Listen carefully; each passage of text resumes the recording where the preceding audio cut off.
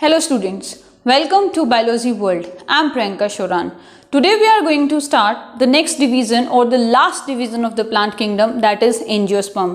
और इसी के साथ हमारा जो चैप्टर है plant kingdom वो complete हो जाएगा. Angio that is covered and sperma that is seed, कि वो जितने भी प्लांट जिनका सीड कवर्ड रहता है, जिनका जो ओव्यूल है वो ओवरी से कवर्ड रहता है. सीड कौन बनाएगा? ओव्यूल बनाएगा और ओव्यूल के बाहर ओवरी प्रेजेंट रहती है. ओवरी प्रेजेंट रहेगी तो ओवरी क्या बनाएगी? फ्रूट की फॉर्मेशन करेगी. तो ये वो प्लांट हैं जिनमें फ्रूट भी बनता है, जिनमें ओवरी भी प्रेजेंट रहती है और जिनके अंदर फ्लावर रहते हैं. या हम कह सकते हैं जितने भी फ्लावरिंग प्लांट्स हैं उन सभी प्लांट को हम लोग एंजियोस्पर्म में कंसीडर करते हैं. जितने भी फ्लावरिंग प्लांट्स हैं वो सारे के सारे फ्लावरिंग प्लांट्स एंजियोस्पर्म्स में आते हैं. वो एक्वेटिक भी हो सकते हैं, पानी में रहने वाले, या वो टेरेस्ट्रियल भी हो सकते हैं. हर्ब भी हो सकती हैं, शर्ब भी हो सकते हैं और ट्री भी हो सकते हैं. तो जो फ्लावर्स हैं एंजियोस्पर्म का एक कैरेक्टरिस्टिक फीचर है.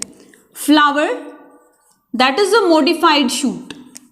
फ्लावर क्या है? एक मॉडिफाइड या फिर हम कह सकते हैं कंडेंस्ड शूट है. ऐसी शूट जो ग्रो नहीं की, ऐसी शूट जिसमें ग्रोथ रुक गई है. ठीक है, that is a flower.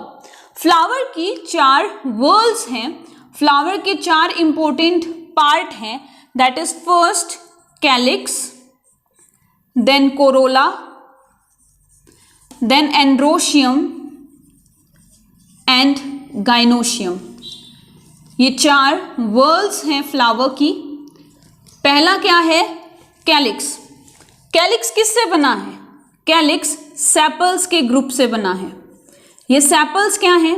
Flower में जो लीफ लाइक स्ट्रक्चर रहते, ग्रीन कलर की जो लीफ लाइक स्ट्रक्चर रहते हैं, अगर हम फ्लावर का डायग्राम बनाएं तो ये क्या है? दिस इज ये गाइनोशियम है. Then androecium. जो कलर्ड पार्ट है वो पेटल्स होती हैं और पेटल्स के ग्रुप को कोरोला कहते हैं. This is the thalamus. और यहाँ पे आपको ग्रीन कलर की लीव्स नजर आएंगी जिनको कैलिक्स, उन ग्रुप को कैलिक्स और सिंगल को सेपल कहते हैं. तो ये हो गए सेपल, देन पेटल्स. तो सेपल क्या है? This is the outer most whorl. सबसे पहली व्हर्ल है, सबसे आउटर मोस्ट व्हर्ल है फ्लावर की, दैट इज सेपल्स और कैलिक्स. कोरोला किससे बनता है? कलर्ड पेटल्स से. अलग अलग कलर की होती हैं कलर्ड पेटल्स. कैलिक्स और कोरोला को, कैलिक्स और कोरोला इन दोनों व्हर्ल्स को हम कहते हैं non essential whorl. Non essential whorl. Why it is known as non-essential whorl? Because it does not take participate in reproduction. जो कैलिक्स और कोरोला हैं वो रिप्रोडक्शन में डायरेक्टली पार्टिसिपेट नहीं करते हैं, वो इंसेक्ट को अट्रैक्ट करते हैं रिप्रोडक्शन के लिए. Next is androecium. और एंड्रोशियम की यूनिट है स्टेमन. और जो स्टेमन है वो बना हुआ है 2 पार्ट से, that is anther and filament. Anther जो एक नोब लाइक या एक कैशू लाइक स्ट्रक्चर रहता है, this is the anther. And the fertile part of the flower. Fertile part क्यों कह रहे हैं? क्योंकि ये मेल गैमेट्स की फॉर्मेशन कर रहा है. Androecium that is the male part of a flower जिसकी यूनिट होती है स्टेमन, और स्टेमन बना है एंथर और फिलामेंट से. ये जो स्टोक लाइक स्ट्रक्चर है that is filament. Anther male gametes की फॉर्मेशन करता है और जो मेल गैमेट हैं वो कहलाते हैं पोलन ग्रेन्स. क्या कहलाते हैं? Pollen grains. और यूजुअली एयर के थ्रू, वाटर के थ्रू, ठीक है, इंसेक्ट या एनिमल्स के थ्रू एंजियोस्पर्म्स में पॉलिनेशन होती है. Next is the gynoecium. और गाइनोशियम की यूनिट की अगर हम बात करें वो है कार्पल या फिर पिस्टल. तो अगर फ्लावर है जिसमें सिर्फ मेल पार्ट प्रेजेंट है, सिर्फ मेल, दैट इज सिर्फ एंथर और फिलामेंट प्रेजेंट है, मतलब यूनिसेक्सुअल फ्लावर है, उसे कहेंगे स्टेमिनेट फ्लावर. अगर सिर्फ मेल पार्ट प्रेजेंट है। वही अगर यूनिसेक्सुअल फ्लावर में सिर्फ फीमेल पार्ट प्रेजेंट है then it will be known as pistillate flower. क्या बोलेंगे उसको? Pistillate flower. तो ये जो कार्पल है या पिस्टिल है इसमें 3 पार्ट्स होते हैं। सबसे पहला स्टिग्मा, जिसको लैंडिंग प्लेटफॉर्म कहते हैं क्योंकि पोलन ग्रेन स्टिग्मा के ऊपर आके शेड होंगे। Then a long tube like structure that is known as style, जो स्टिग्मा को एक स्वॉलन बेस जिसको ओवरी कहते हैं ओवरी से अटैच करता है। स्टिग्मा, ठीक है, फिर ये स्टाइल और ovary. Stigma, style and ovary. जो ओवरी है it produces the female gametophyte, that is it produces the female gamete and that is embryo sac. और ये एम्ब्रियोसैक किसके अंदर बनता है? ये बनता है ओव्यूल में। किस में बनता है? ओव्यूल में। और अलग अलग टाइप के ओव्यूल प्रेजेंट रहते हैं, अलग अलग टाइप के ओव्यूल पाए जाते हैं। तो ये जो एम्ब्रियोसैक है इसकी एक खास बात है, इसका एक स्पेसिफिक कैरेक्टर है कि इसके अंदर 7 सेल प्रेजेंट रहती हैं और 8 न्यूक्लियस रहते हैं। 7 सेल एंड 8 न्यूक्लिएटेड स्ट्रक्चर है that is embryo sac. Egg cell सिर्फ एक होगी, एक ही एग सेल होगी। अगर ओव्यूल ज़्यादा प्रेजेंट है, अगर कार्पल्स ज़्यादा प्रेजेंट हैं तो एग सेल अलग अलग होगी, लेकिन एक ओव्यूल में, एक एम्ब्रियोसैक में सिर्फ एक ही एग सेल होगी। लेकिन पोलन ग्रेन के अंदर क्या होता है? 2 मेल गैमेट्स होते हैं। पोलन ग्रेन में 2 मेल गैमेट्स होते हैं। तो जब पोलिनेशन होगी, दैट इज ट्रांसफर होगा पोलन ग्रेन्स का, तो जो 2 मेल गैमेट हैं उनमें एक जो मेल गैमेट है वो फ्यूज कर जाता है, एक मेल गैमेट फ्यूज करता है एग सेल के साथ और इस प्रोसेस को कहते हैं सिनगैमी। और इनके फ्यूजन से जो प्रोडक्ट बनता है that is zygote, that is known as zygote, जो डेवलप हो जाएगा एम्ब्रियो में और एम्ब्रियो से सीड की फॉर्मेशन करेगा। ठीक है।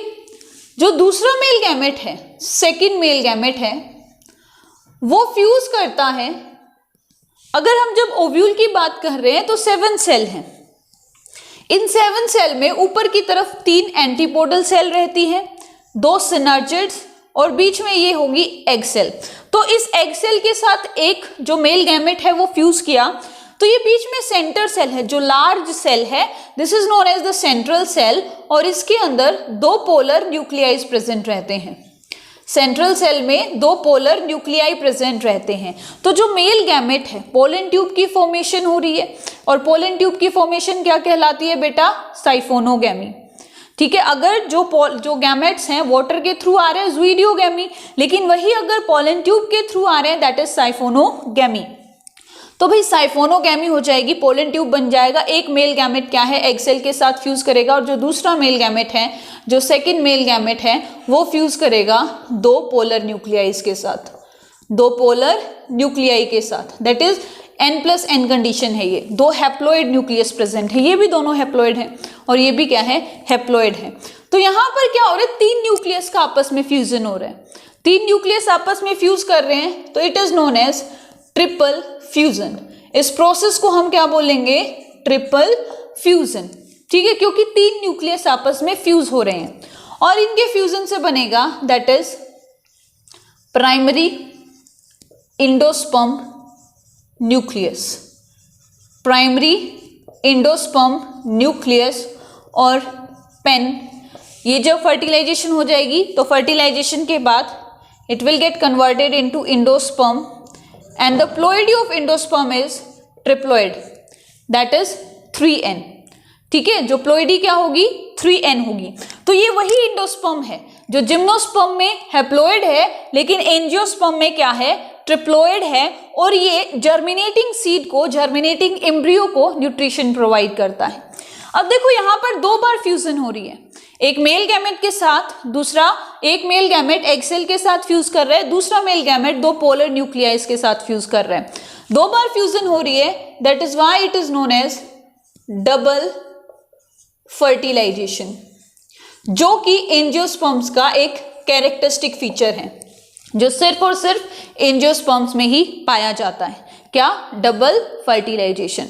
जो एंजियोस्पर्म है उनके अंदर आर्किगोनिया नहीं होती है, ठीक है, आर्किगोनिया बिल्कुल रिड्यूस फॉर्म में रहती है, होती ही नहीं है।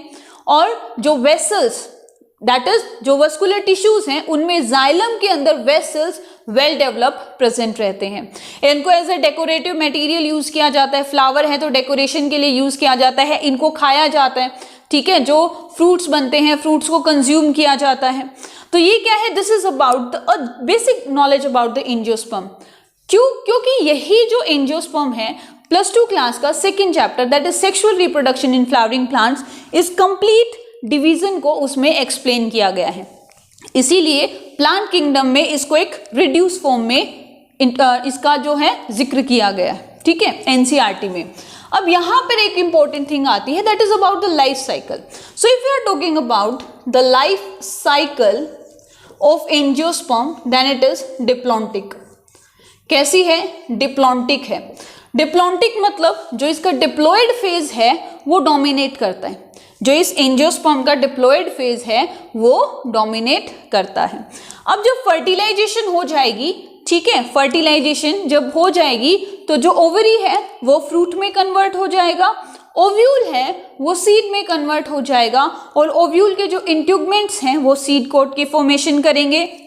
एंडोस्पर्म क्या करेगा? It will provide nutrition to the developing और जर्मिनेटिंग सीड, और जो कॉटिलिडन्स में कन्वर्ट हो जाएगा। एंजियोस्पर्म को हम लोग दो पार्ट्स में, दो ग्रुप्स के अंदर डिवाइड करते हैं, दो क्लास के अंदर डिवाइड करते हैं, that is monocotyledons and dicotyledons. Angiosperms की दो क्लास है, that is monocotyledon and dicotyledons. Monocotyledon में क्या है?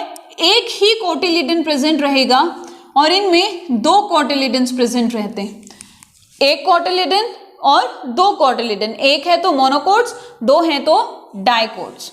लीफ की अगर बात करें, अगर हम इनको डिफरेंशिएट करना चाहेंगे कि हम कैसे एक मोनोकोट को डाइकोट से डिफरेंशिएट करेंगे, तो जो लीफ है, लीफ के अंदर पैरेलल विनेशन पाई जाती है, ठीक है, ऐसे पैरेलल विनेशन पाई जाएगी मोनोकोट्स में।